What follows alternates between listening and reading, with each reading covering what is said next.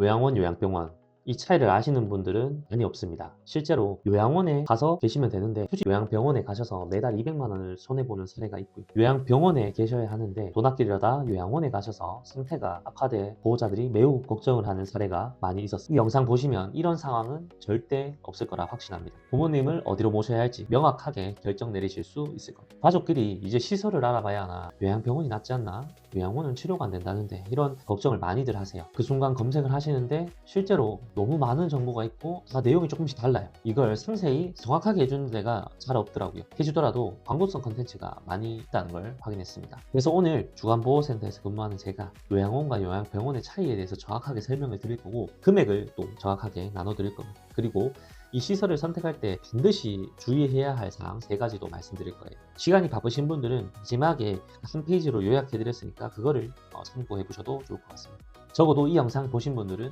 내가 몰라서 잘못 선택했다 라는 생각은 절대 없도록 만들어 드리겠습니다.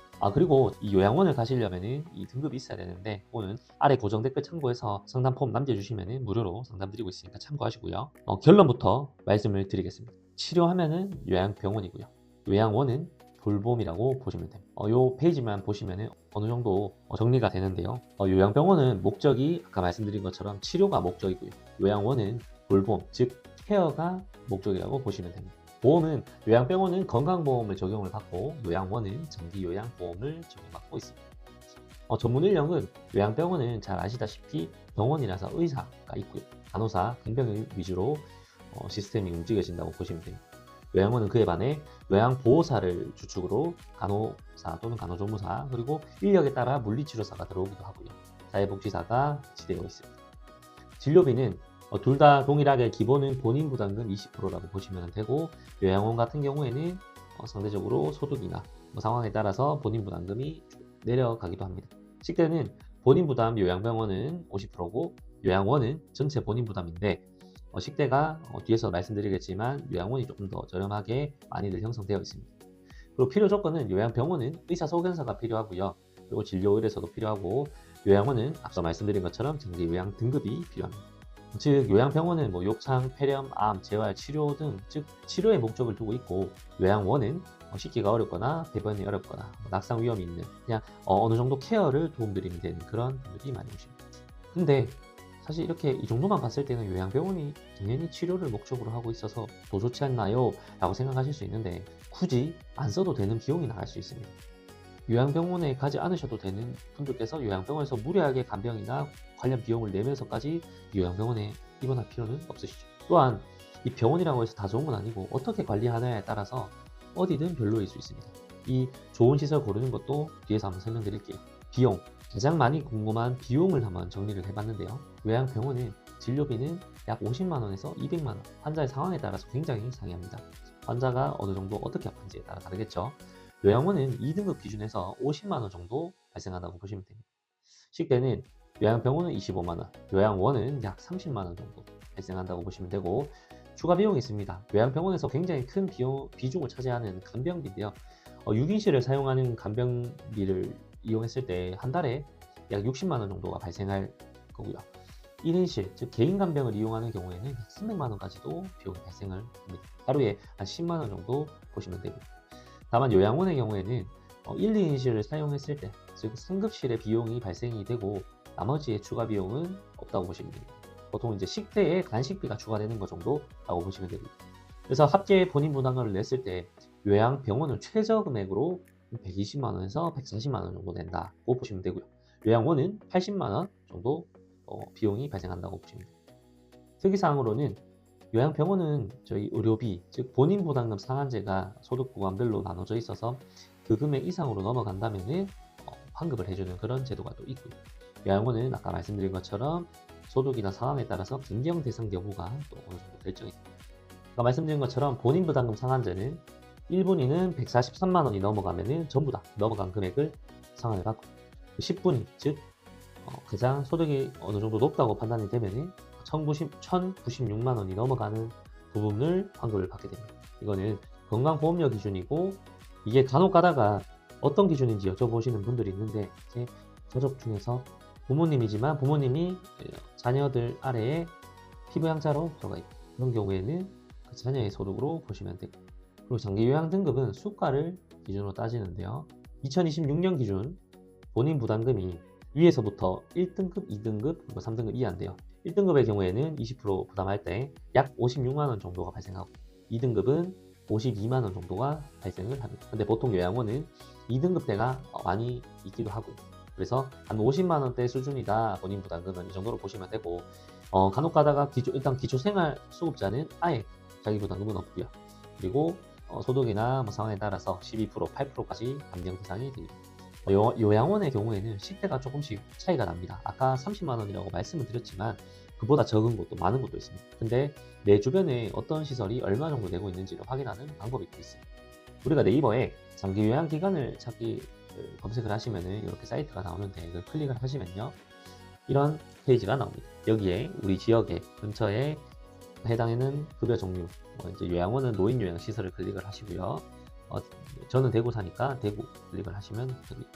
이렇게 들어가면은 이런 좌측에 나오는 요양 시설의 비용 나옵니다. 이거를 클릭하시면은 비급여 비용에 식대가 얼마인지, 이렇게 상급 침실 사용료가 얼마인지 이런 내용들이 나오니까 이걸 참고하셔서 요 주변에는 이 정도니까 내가 본인 부담금이 얼마 정도 될 거다, 요거를 짐작해 보시면 됩니다. 바쁘신 분들은 그냥 고정 댓글에 상담 폼 한번 남겨주세요. 제가 한번 설명을 한번 드려볼게요. 요양병원은 120만 원에서 아까 말씀드린 것처럼 선병대에 따라 300만 원까지도 올라가고요.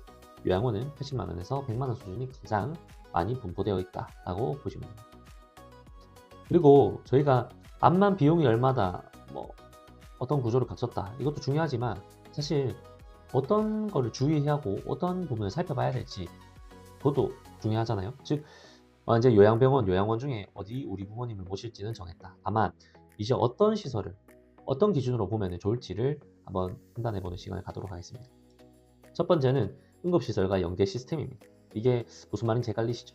이거는 요양원은 병원이 아니기 때문에 긴급 상황 때 어떻게 어디로 이송하는지를 체계적으로 구축을 해왔는지, 이런 거를 한번 살펴볼 필요가 있고요. 요양원은 촉탁의 제도라고 해서 보통 2주에 한 번씩 방문을 해서 이제 환자들, 어르신들을 한번 케어를 하고 확인을 합니다. 건강 상태를. 이때 보호자들에게 어떻게 안내하는지도 한번 살펴보시는 게, 이 기관마다 굉장히 디테일하고 세심하게 상담을 해주는 것도 있고, 그냥 형식적으로 2주에 한번 오셔서 상담하는 것도 있으니까 이걸 어떻게 진행하고 있는지를 살펴보는 것도 같은 돈 내고 좋은 서비스를 받는 큰 도움이 될 거라고 생각을 합니다. 두 번째는 요양병원도 상급병원과 연계를 어떻게 체계적으로 하고 있는지를 한번 상담을 받으면서 물어보시길 추천을 드립니다. 두 번째는 인력 구조인데요. 야간에 몇 명의 요양보호사나 또는 간호사가 있는지를 한번 꼭 물어보세요. 야간에 보통 사건 사고가 있으니까 야간에 인력이 많을수록 어느 정도 케어가 잘 되고 있는 시설이 아닐까 생각을 합니다. 또한 어느 정도 요양원이나 요양병원에 인력을 환자 또는 수급자 몇 명당 한 명을 써야 된다, 이런 기준들이 있어요. 근데 이거를 여유롭게 운영을 하고 있는지, 이런 부분도 좀 체크할 필요가 있고, 가장 중요한 부분 말씀드릴게요. 세 번째는 냄새입니다. 이 뜬금없이 냄새가 나와서 좀 의아해 하실 텐데요. 어르신들이 계시면 냄새 나는 건 당연한 거 아닌가? 라고 생각을 하실 수 있습니다. 하지만 결코 그렇지 않습니다. 이게 잘 관리된 요양원이나 요양병원은 그만큼 대소변 관리나 청결, 위생 같은 부분들이 굉장히 잘 관리가 되어 있어서 이 냄새도 잘 나지 않는 거죠. 이게 확연히 관리된 곳과 되지 않은 곳을 가면은 딱 그냥 들어가자마자 냄새 차이가 많이 납니다. 그 부분을 체크를 꼭 하시고요. 즉 내가 처음 들어갔을 때 그 느낌이 결국 좋은 시설이다, 안 좋은 시설이다 라는 것을 느낄 수 있을 겁니다.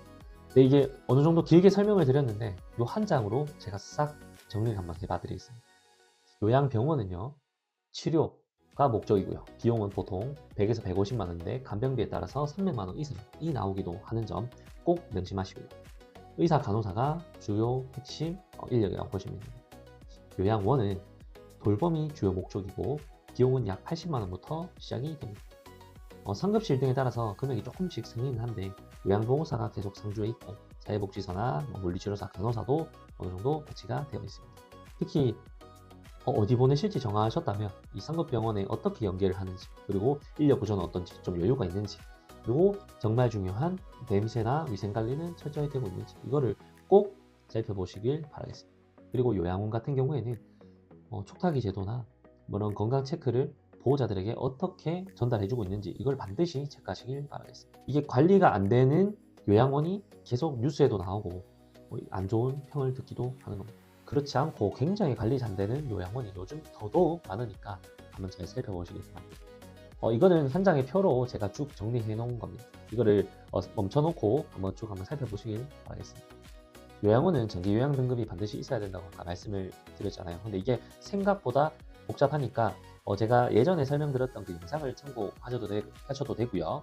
아래 고정 댓글에 그냥 상담 폼 남겨주시면은 제가 상담 내용 보고 직접 전화로나 문자로 상담을 해드릴 테니까 편하실 때 댓글 남겨주시면 됩니다. 앞으로도 100세 노후를 행복하게 보낼 수 있도록 저는 계속해서 도움되는 영상으로 찾아뵙도록 하겠습니다. 도움되는 영상을 계속 보고 싶으시다면 꼭 한번 구독 부탁드리겠습니다. 오늘도 긴 영상 봐주셔서 감사하고요. 이상 혜진쌤의 100세 건강노트였습니다. 감사합니다.